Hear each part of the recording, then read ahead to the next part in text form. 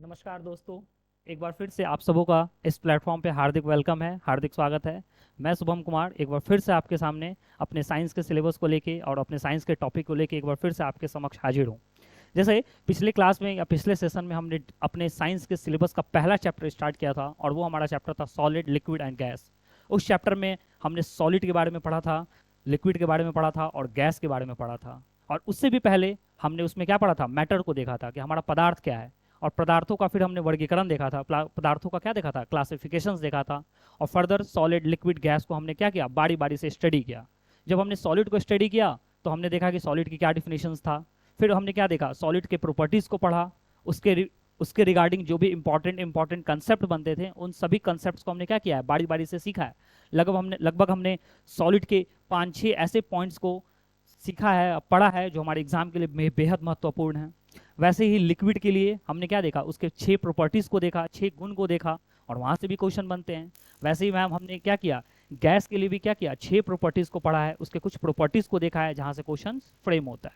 तो दोस्तों आज के इस सेशन में हम उसी चैप्टर को थोड़ा सा और आगे करेंगे, जिससे नंबर ऑफ क्वेश्चंस आपके एग्जाम में बहुत ज्यादा बनते हैं। अभी तक जितना मैंने बताया क्वेश्चंस उससे भी आए हैं। अभी तक मैंने प्रीवियस ईयर को देखा तो जितना मैंने पढ़ाया था लगभग उसमें से 3-4 क्वेश्चन ऐसे थे हमारे पीवाईक्यूज में जो कि सीधा सीधे उसी कंसेप्ट से आए थे। बट मैंने सोचा क्यों ना एक लेक्चर और हो जाए, और इस सेशन के होने के बाद मैं आपके साथ एक और वीडियो लेके आऊंगा जिसमें हम लोग क्या करेंगे, इस क्लास के टॉपिक्स और इसके पहले वाले क्लास के कंसेप्ट्स को कंबाइन करके हम लोग एक क्वेश्चंस करेंगे पीवाईक्यूज का, और देखेंगे कि हाँ हमने जो पढ़ा है वो हमारे एग्जाम के लिए कितना बेहद महत्वपूर्ण है और उससे आया हुआ क्वेश्चन हम सॉल्व भी कर पा रहे हैं। तो चलिए अपने सेशन को, अपने सिलेबस को आगे बढ़ाते हैं। आज जो हमें पढ़ना है फिजिकल चेंजेज ऑफ मैटर। आज ये हमारा टॉपिक है, पदार्थों का, जिसे हिंदी में बोलते हैं पदार्थों का भौतिक परिवर्तन। पदार्थों का भौतिक परिवर्तन, ये है दोस्तों आज हमारा का topic, physical change of matter.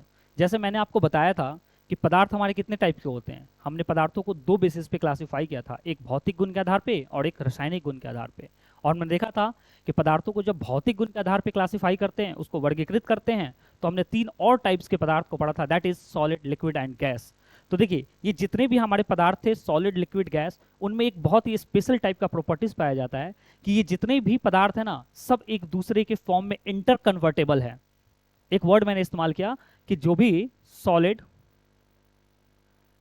Liquid और हमारा गैस, ये जो तीनों मैटर हैं, ये जो तीनों पदार्थ हैं, ये आपस में इंटर कन्वर्टेबल हैं। ये आपस में इंटर कन्वर्टेबल हैं। इसका मतलब दोस्तों कि ये जितने भी पदार्थ हैं सभी क्या होते हैं, एक अवस्था से दूसरे अवस्था में परिवर्तित हो सकते हैं।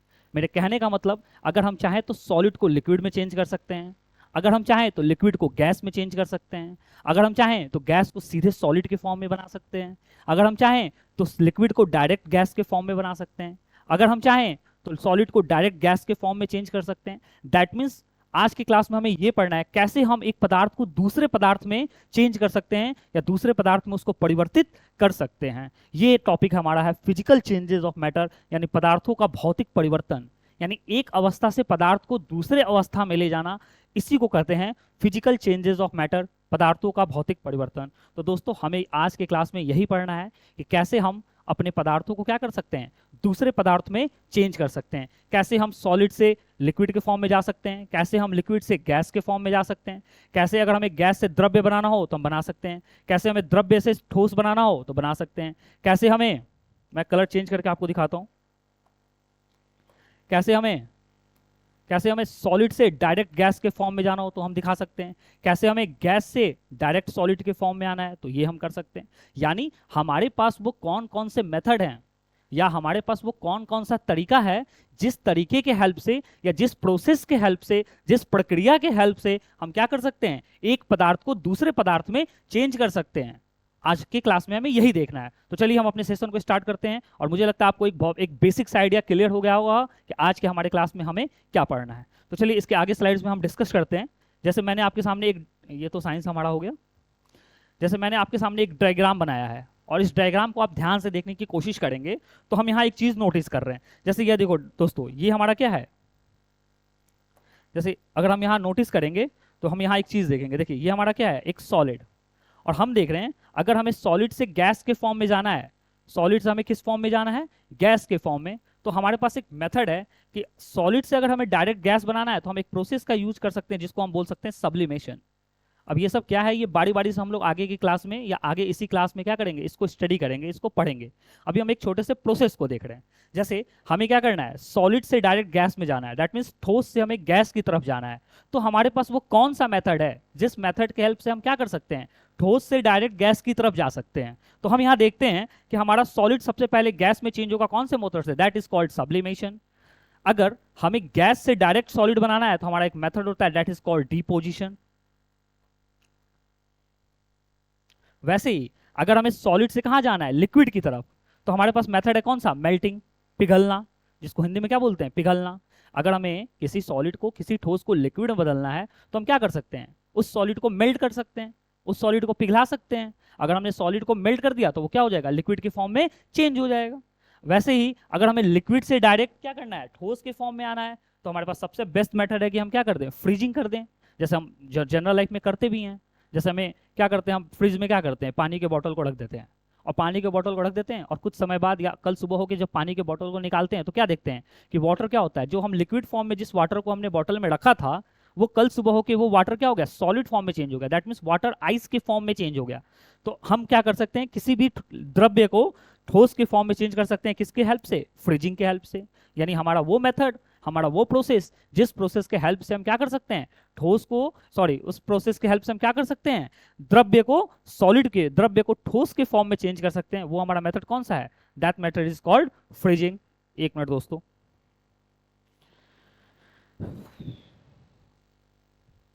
आई थिंक यहां तक आपको क्लियर होगा मैंने क्या क्या बताया है।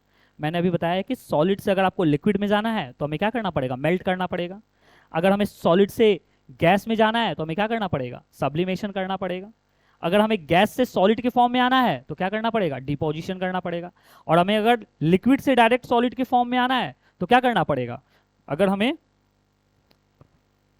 अगर हमें लिक्विड से डायरेक्ट सॉलिड के फॉर्म में आना है तो क्या करना है, फ्रीजिंग। वैसे ही अगर हमें लिक्विड से डायरेक्ट गैस के फॉर्म में जाना है तो हम क्या कर सकते हैं, इवैपोरेशन कर सकते हैं। क्या इसको पढ़ेंगे बच्चे, इसको हम लोग पढ़ेंगे, ये हम क्या कर सकते हैं, इवैपोरेशन कर सकते हैं। वैसे अगर हमें गैस से लिक्विड के फॉर्म में आना है तो हम क्या कर सकते हैं, एक प्रोसेस का इस्तेमाल करेंगे जिस प्रोसेस को हम बोलते हैं, हम क्या कर सकते हैं, कंडेंसेशन कर सकते हैं। इन सबों को हिंदी में क्या कहते हैं हम बारी बारी से पढ़ेंगे और इसके पूरे डिफिनीशंस को देखेंगे। आखिर इस प्रोसेस में, इस प्रक्रिया में ऐसा क्या होता है जिसकी वजह से क्या होता है, सॉलिड चेंज हो जाता है गैस में, गैस चेंज हो जाता है सॉलिड में, लिक्विड चेंज हो जाता है गैस में, गैस चेंज हो जाता है लिक्विड में। तो बारी बारी से हम इन सब चीज़ों को पढ़ेंगे। तो अभी तक आई थिंक दोस्तों आपको क्लियर हुआ होगा कि मैंने आपको क्या बताया है। मैंने अभी तक आपको क्या बताया, मैंने बताया कि कैसे कोई पदार्थ अपने एक अवस्था से दूसरे अवस्था में जा सकता है, एक स्टेट से दूसरे स्टेट में जा सकता है। जैसे हमने देखा सॉलिड से कहाँ चला गया, गैस में, फिर हमने देखा गैस से कहाँ बदल गया, लिक्विड में, फिर हमने देखा लिक्विड से कहाँ बदल गया, सॉलिड में। तो ये हमारा था basic idea physical change of, इन सारे प्रोसेस को ही बोलते हैं, क्या बोलते हैं दोस्तों, इसी को बोलते हैं फिजिकल चेंजेस ऑफ मैटर।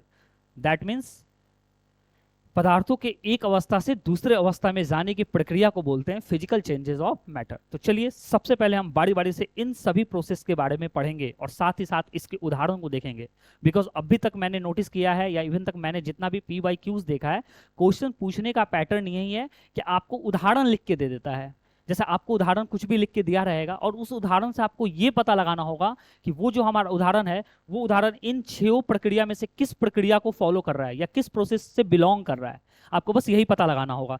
तो हम क्या करेंगे, अभी बारी बारी से पहले पढ़ेंगे sublimation, freezing, melting, deposition, evaporation, condensation. इन सबको बारी बारी से स्टडी करेंगे, इनके एग्जाम्पल्स को देखेंगे और फिर अपने क्लास को आज क्या करेंगे, यहीं पे खत्म करेंगे। और फिर नेक्स्ट सेशन में जब मैं आऊँगा तो आपको PYQs दिखाऊंगा, तब आपको लगेगा कि हाँ हमने जो पढ़ा है उससे रिगार्डिंग हमारे पेपर में क्वेश्चंस बने हुए हैं। तो चलिए दोस्तों अपने अगले स्लाइड पे आते हैं। देखिए सबसे पहले हम पढ़ने जा रहे हैं फ्रीजिंग। अच्छा, ये जो फ्रीजिंग प्रोसेस है ये किसके लिए हेल्प होता है, तो अभी बताया फ्रीजिंग किसके लिए था, अगर हमें लिक्विड से कहाँ जाना हो दोस्तों, अगर हमें लिक्विड से चेंज होना हो, अगर हमें कहाँ जाना हो, जैसे हमें लिक्विड से, अगर हमें लिक्विड से कहाँ जाना हो, लिक्विड से जाना हो सॉलिड में, यानी हमें द्रव्य को चेंज करना हो किस में, ठोस में, तो हम इस प्रक्रिया का यूज करते हैं। That is called freezing. और फ्रीजिंग को हम हिंदी में कहते हैं, ये हमारा क्या है, हिमांक। फ्रीजिंग को हम क्या कहते हैं, फ्रीजिंग का मतलब हो गया हिंदी में हिमांक। और ये प्रोसेस किस लिए यूज करते हैं, तो लिक्विड कुक से सॉलिड में जाने के लिए। अब यहां देखिए, the process of liquid water changing to solid ice is termed as freezing. तरल जल के ठोस बर्फ में बदलने की प्रक्रिया को हिमांक कहते हैं। और जिस तापमान पर यह होता है उसे हिमांक बिंदु कहते हैं। आपको समझ में आया मैं क्या बताना चाह रहा हूं? कहता है the process of liquid water changing to solid ice. That means अगर हमने क्या किया, लिक्विड वाटर को लिया और अगर वो लिक्विड वाटर सॉलिड आइस में चेंज हो गया, मतलब एक तरल पानी क्या हो जाए, ठोस बर्फ में बदल जाए, तो उस प्रक्रिया को हम बोलते हैं, वो प्रक्रिया हमारा क्या है, हिमांक। और जिस तापमान पर यह होता है उस तापमान को हम कहते हैं फ्रीजिंग पॉइंट, या उसे कहते हैं हिमांक बिंदु। तो हमें 2 पॉइंट याद रखना है फ्रीजिंग में। हमें पूछेगा कि हिमांक प्रक्रिया किसके लिए यूज होता है, तो हम बोलेंगे द्रव्य को या तरल पदार्थ को किसमें, ठोस के रूप में बदलने के लिए इस्तेमाल किया जाता है। कहेगा जिस तापमान पे अगर कोई लिक्विड सॉलिड फॉर्म में चेंज हो रहा है, तो बताओ उस पॉइंट को क्या बोलेंगे, तो उस पॉइंट को बोलते हैं, वो हमारा पॉइंट कौन सा है, that is called freezing point. अगर इसके एग्जांपल देखेंगे तो एग्जांपल क्या हो सकते हैं, जैसे बर्फ के टुकड़े। बात सही है, जितने भी बर्फ के टुकड़े बनते हैं तो कैसे बनते हैं, पहले लिक्विड होता है, फिर लिक्विड किस में, फ्रीज होकर ट्रांसफर हो जाता है किस में, बर्फ में, सॉलिड फॉर्म में। जैसे जितने भी समुद्री बर्फ होते हैं, तो समुद्री बर्फ भी क्या होते हैं, जैसे समुद्र में क्या होता है, पानी होता है, और बाहर के एटमॉस्फेयर से टेम्परेचर की वजह से वो क्या हो जाता है, पानी फ्रीज होकर क्या होता है, बर्फ के रूप में, सॉलिड के रूप में क्या होता है, चेंज हो जाता है। तो समुद्र बर्फ, और सर्दियों में झीलों पर बनने वाली बर्फ, ये भी किसका एग्जाम्पल है, फ्रीजिंग का। आपने देखा होगा टीवी चैनल्स पे बहुत सारा दिखाता है कि क्या होता है, जितने भी जब ठंड के मौसम आते हैं तो क्या हो जाता है, जितने भी झील का पानी है ना, तो उसके ऊपरी परत जो होता है वो क्या होता है, बर्फ के रूप में बदल जाता है। तो ये सब एग्जाम्पल है किस प्रक्रिया के, हमारे हिमांक प्रक्रिया का। और इसी को हम इंग्लिश में बोलते हैं, ये हमारा कौन सा प्रक्रिया है, ये हमारा प्रक्रिया है फ्रीजिंग। इसे इंग्लिश में कहते हैं फ्रीजिंग और हिंदी में कहते हैं हिमांक प्रक्रिया। तो आई थिंक आपको क्लियर होगा हमारा फ्रीजिंग पॉइंट।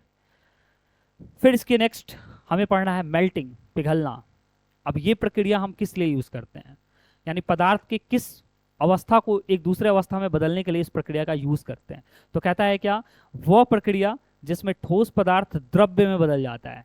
जैसे अगर मेल्टिंग को है तो मेल्टिंग क्या है, यानी हमारा जो सॉलिड होगा वो सॉलिड किस फॉर्म में चेंज हो जाएगा, आपका लिक्विड के फॉर्म में चेंज हो जाए। यानी कोई भी आपका ठोस किस फॉर्म में चेंज हो जाए दोस्तों, द्रव्य के फॉर्म में चेंज हो जाए, तो उस प्रक्रिया को बोलेंगे, वो हमारा प्रक्रिया क्या है, मेल्टिंग। वैसा प्रक्रिया जिस प्रक्रिया से आप क्या कर सकते हैं, ठोस को द्रव्य में चेंज कर सकते हैं, उस प्रक्रिया को हम बोलेंगे मेल्टिंग। आपसे क्वेश्चन एग्जाम में पूछेगा, बताओ वो प्रक्रिया कौन सा प्रक्रिया है जिससे हम ठोस को क्या कर सकते हैं, द्रव्य में चेंज कर सकते हैं। और नीचे 4 ऑप्शन लिख के देगा, जिसमें एक ऑप्शन ये भी रहेगा मेल्टिंग, एक आपको लिख के देगा हिमांक, एक लिख के देगा पिघलना, और एक लिख के देगा वाष्पीकरण, जिसको इंग्लिश में कहते हैं इवैपोरेशन, और तीसरा कहेगा नन ऑफ द अबव। तो आपको लगाना पड़ेगा कि हाँ, वैसा प्रोसेस जिसमें क्या हो, सॉलिड मैटर चेंज हो जाए किसमें, लिक्विड में, तो उस प्रक्रिया को हम बोलते हैं, हाँ ये प्रक्रिया हमारा कौन सा है, मेल्टिंग है, पिघलना है। तो उसी चीज को इंग्लिश में देखते हैं, the process in which solid change to a liquid is called melting, and the melting point is the temperature at which solid change a liquid. और गलनांक वो तापमान होता है जिस पर ठोस पदार्थ द्रव्य में बदल जाता है। जिस तापमान पे अगर कोई ठोस क्या हो जाए, लिक्विड में चेंज हो जाए, तो हम बोलेंगे वो क्या है, हमारा मेल्टिंग है, वो हमारा क्या है, पिघलना है। अब इसके एग्जांपल्स को देखें, जैसे देखिए मेल्टिंग ऑफ कैंडल, जैसे मोम का पिघलना, ये भी क्या है, हमारा एग्जाम्पल है, क्योंकि मोम क्या है, सॉलिड फॉर्म में है, और सॉलिड फॉर्म का मोम क्या हो रहा है, धीरे धीरे जलने के साथ क्या हो रहा है, लिक्विड फॉर्म में चेंज हो रहा है। दैट इज कॉल्ड हमारा क्या है, मेल्टिंग ऑफ कैंडल। एग्जाम्पल है किसका, पिघलना का।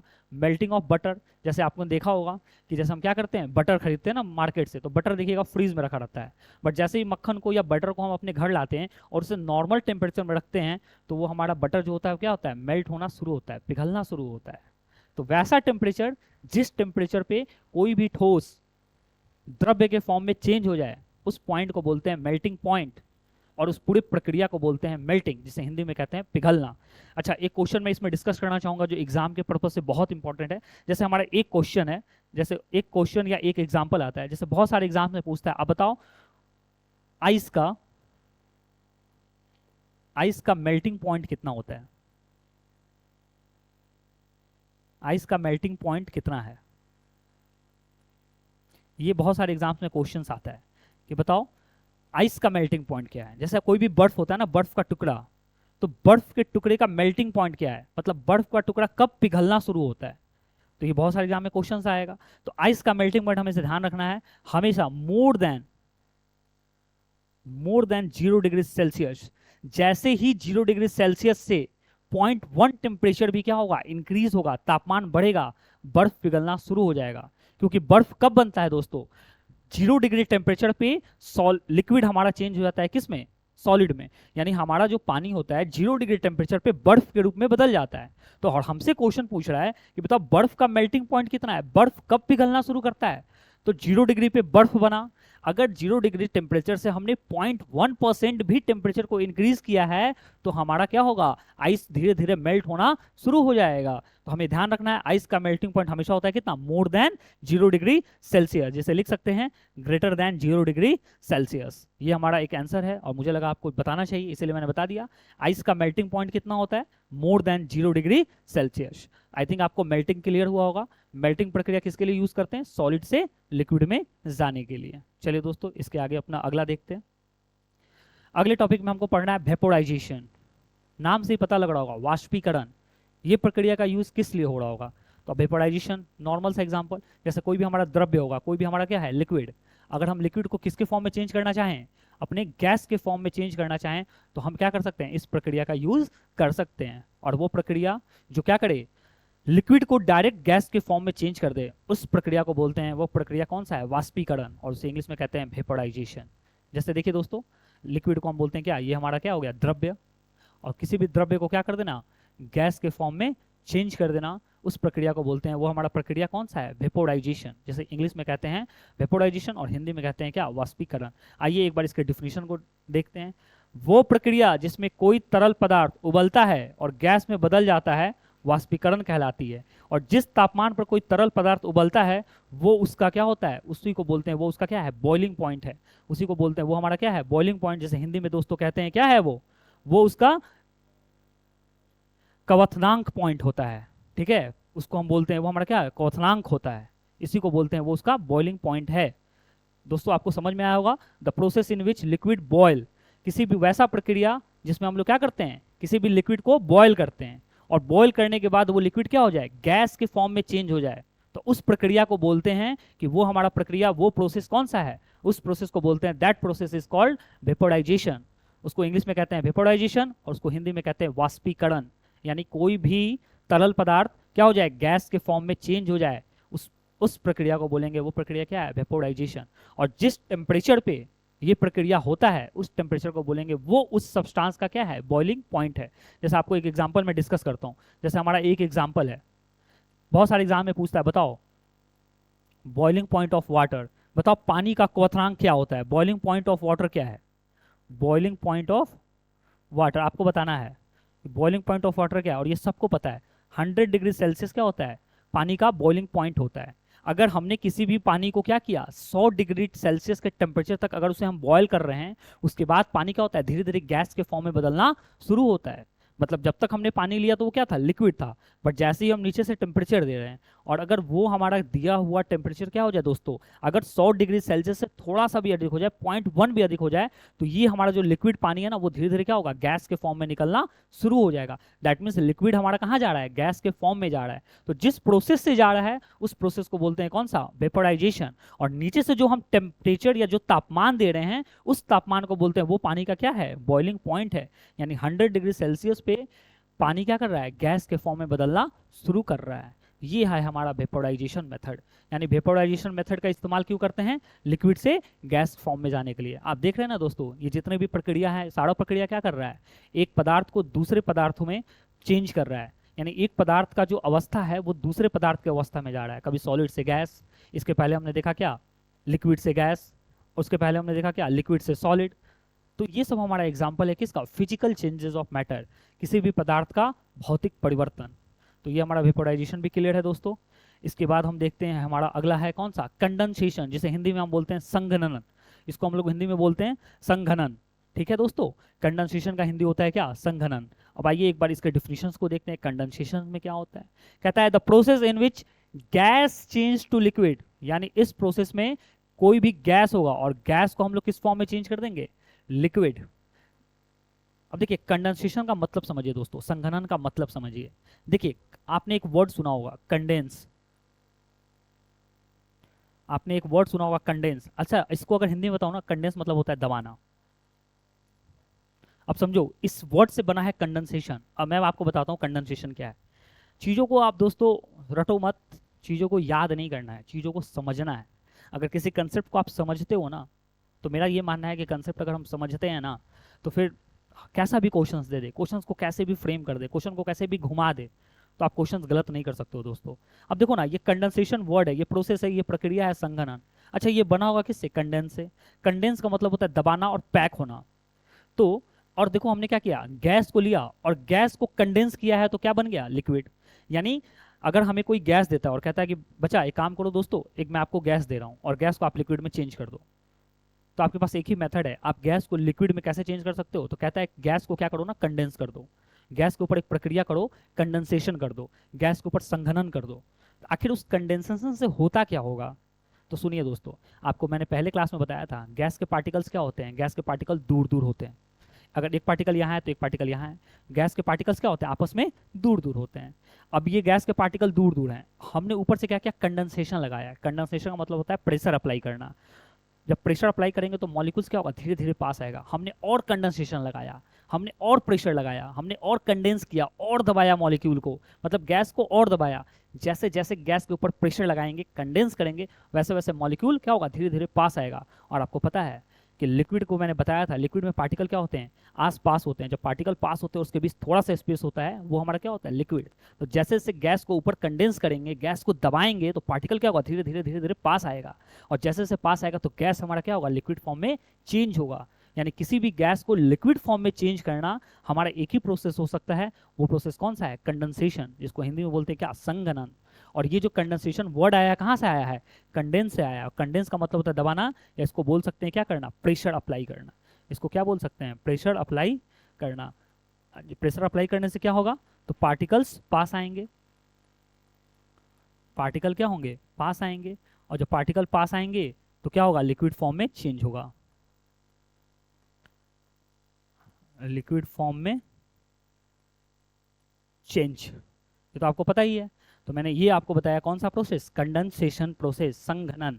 यानी इस प्रक्रिया के हेल्प से हम क्या करते हैं दोस्तों, तो इस प्रक्रिया के हेल्प से हम लोग गैस को क्या करते हैं, लिक्विड के फॉर्म में चेंज करते हैं। इसके एग्जांपल्स क्या हैं, तो देखिए ना, a foggy mirror, water droplet on the inside of window. देखिए खिड़कियों के अंदर पानी की बूंदे। कभी कभी आप देखेंगे बरसात आता है, और बरसात जब आता है तो देखिएगा बाहर बारिश हो रहा है, बट आप देखेंगे आपके घर के जो विंडो होते हैं ना, आपके घर की जो खिड़कियाँ होती है ना, खिड़कियों के शीशे पे क्या होंगे, पानी का बूंद या एक झाग टाइप का बन जाता है, जैसे आप हाथ से ऐसा ऐसा करके डिजाइन बनाते हैं। और कभी कभी तो ऐसा होता है हम लोग उस पर नाम भी लिख देते हैं, है ना, अच्छा लगता है ना देखने में। तो हम सोचते हैं कि यार कुछ तो एक्टिविटी करें, कुछ तो क्रिएटिविटी करें। तो हम क्या करते हैं, क्रिएटिविटी उसमें अपना नाम लिखेंगे, अपने भाई बहन का नाम लिखेंगे, अपने मम्मी पापा का नाम लिख देंगे, जितना हमने बचपन से पढ़ा है ना सब उस पर लिख देते हैं।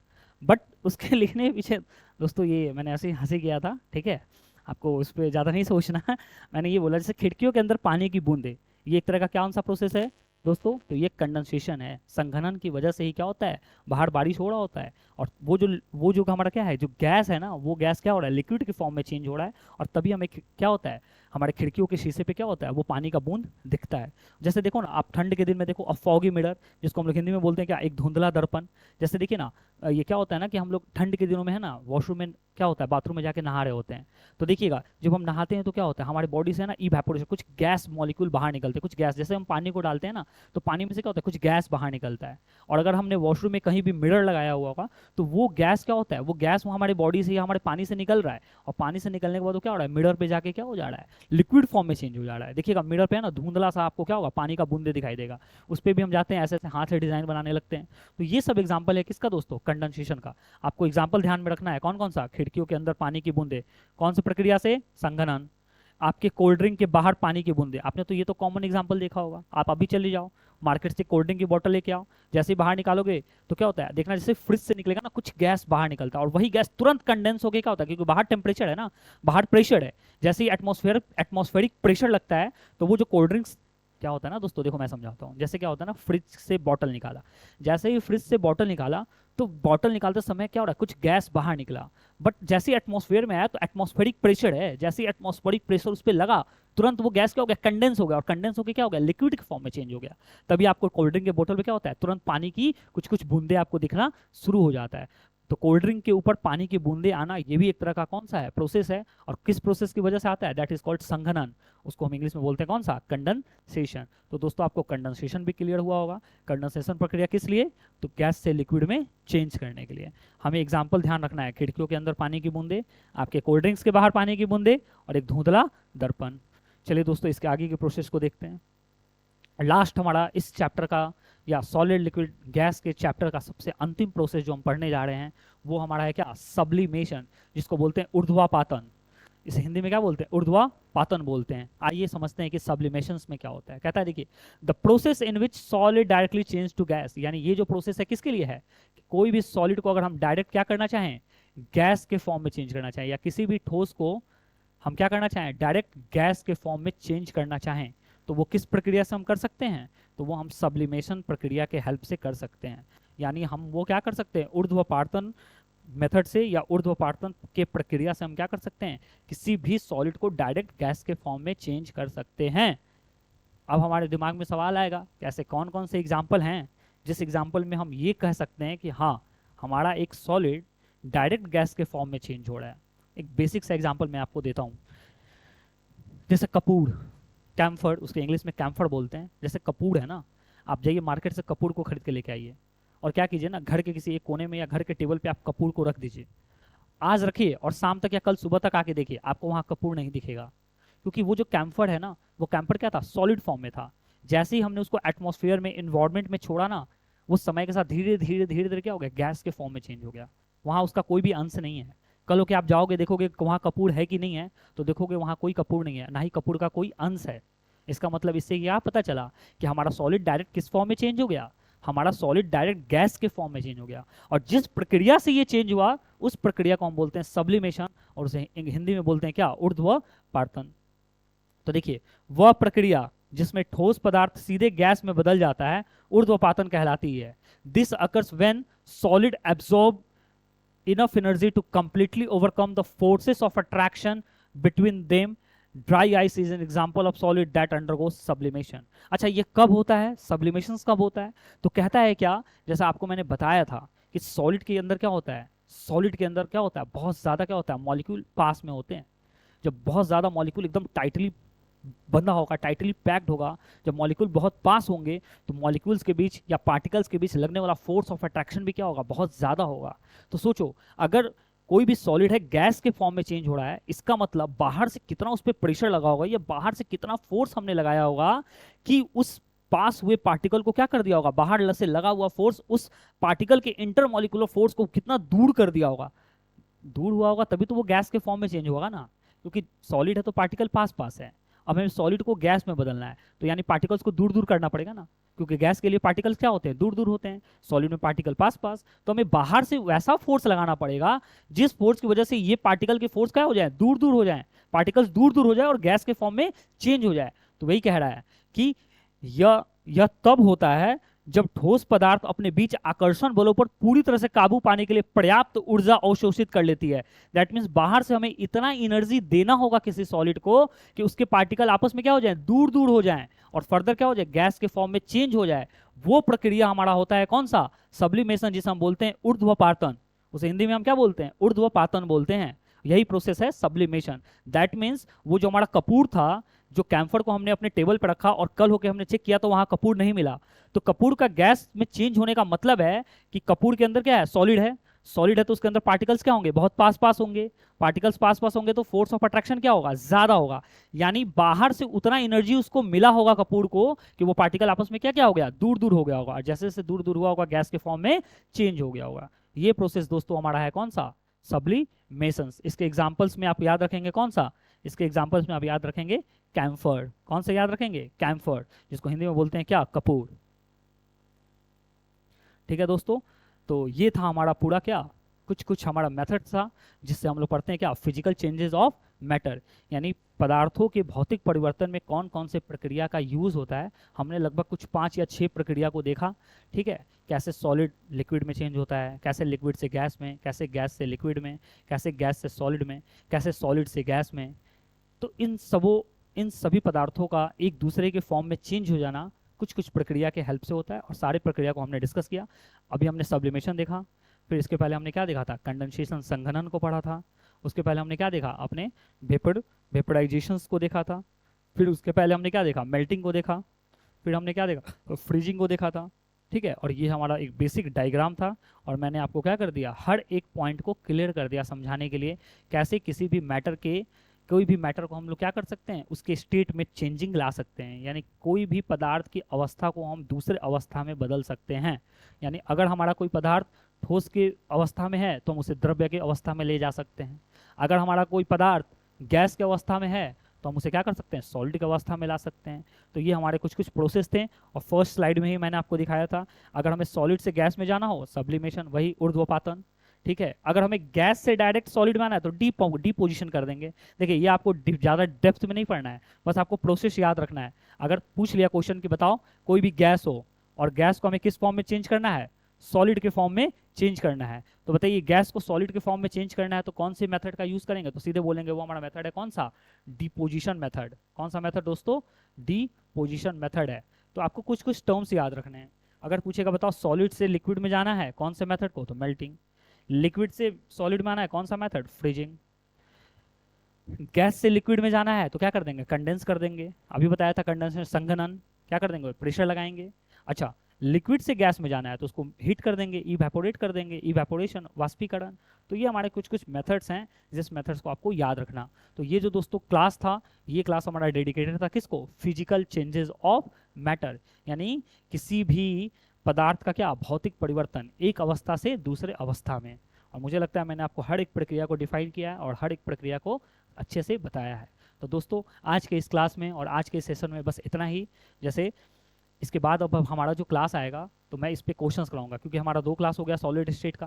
पहले वाले क्लास में हमने क्या किया, एक बेसिक सा आइडिया लिया था किसका, सॉलिड लिक्विड गैस का। और इस वाले सेशन में हमने क्या देखा, पदार्थों का भौतिक परिवर्तन और कुछ प्रक्रियाओं के बारे में पढ़ा है। यहाँ से लगभग आपके एग्जाम में नहीं भी ना, तो आपके एग्जाम में लगभग 10 से 12 ऐसे क्वेश्चंस हैं जो हर एग्जाम में पूछा हुआ है, और वो मैं 10 से 12 एग्जाम से क्वेश्चंस आपको दिखाऊंगा, और ये भी दिखाऊंगा कि हमारे डीएलएड में भी इससे कितने सारे प्रश्न बन चुके हैं। ठीक है दोस्तों, तो आप हमारे साथ बने रहिए, और ऐसे ही हमारे साथ बन के आप क्या करिए, नए नए कंसेप्ट को सीखिए।